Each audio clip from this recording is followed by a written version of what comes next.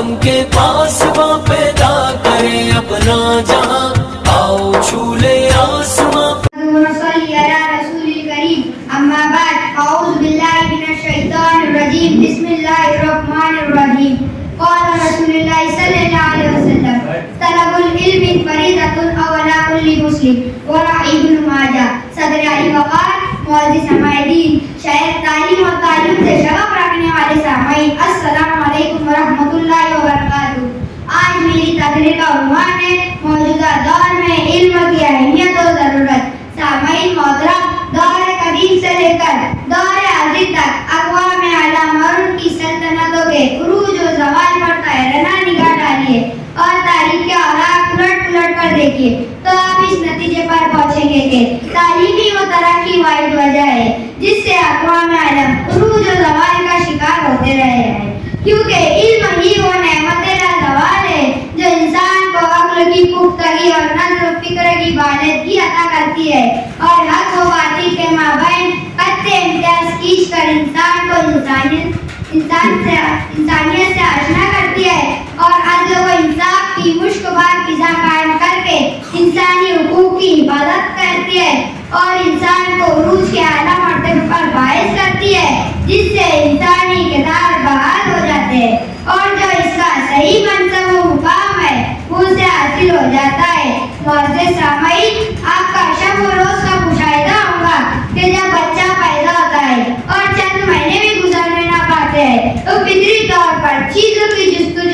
میں لگ جاتا ہے، کبھی چھو کر محسوس کرتا ہے تو کبھی دیکھ کر معلومات اکٹھی کرتا ہے، اور کیا آپ کو معلوم نہیں تو غیر محسوس طریقے سے اپنے ارد گرد قریب رہنے والے افراد کے رویے اپنے ذہن میں نقش کرتا چلا جاتا ہے اور ہماری عادتیں ان میں بغیر سکھائے سرایت کر جاتی ہے اور یوں بچپن ہی سے تعلیم کا سلسلہ شروع ہو جاتا ہے اور اس بات سے علم کی اہمیت اور ضرورت کا اندازہ لگایا جا سکتا ہے۔ حاضرین محفل، آپ کو یہ بات اچھی طرح معلوم ہوگی کہ ہمارا دین اسلام کی اصل تعلیمات فطری تقاضوں کے عین مطابق ہے اور یہی وجہ رہی ہوگی کہ سرور کائنات صلی اللہ علیہ وسلم نے اپنے ماننے والوں پر علم کا حاصل کرنا فرض فرمایا اور ایک مقام پر اس کی اہمیت کو اجاگر کرتے ہوئے یوں گویا ہوئے کہا کہ علم حاصل کرو،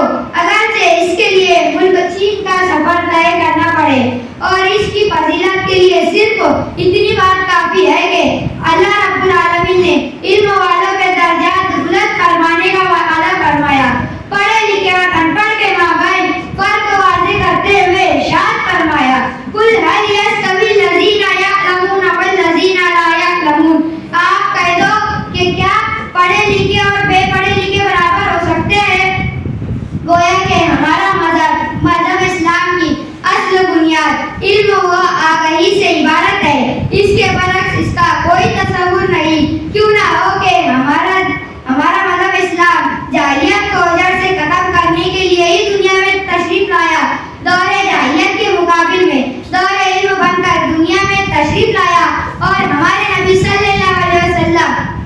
علم و آگہی کی روشنی بکھیر کر جہالت کے تاریکیوں کو جڑ سے ختم کرنے کے لیے ہی دنیا میں تشریف لائے، مگر افسوس آج کا مسلمان تعلیم ہی سے دور نظر آتا ہے۔ اس کی حالت ذات پر ترس آتا ہے کہ کیا یہ وہی دین محمدی کا سپاہی ہے جس نے اپنی جان کی پرواہ کیے بغیر انسان کے حقوق کی حفاظت کی ذمہ داری لی اور عدل و انصاف کا ایسا علم بلند کیا کہ جس نے ایسا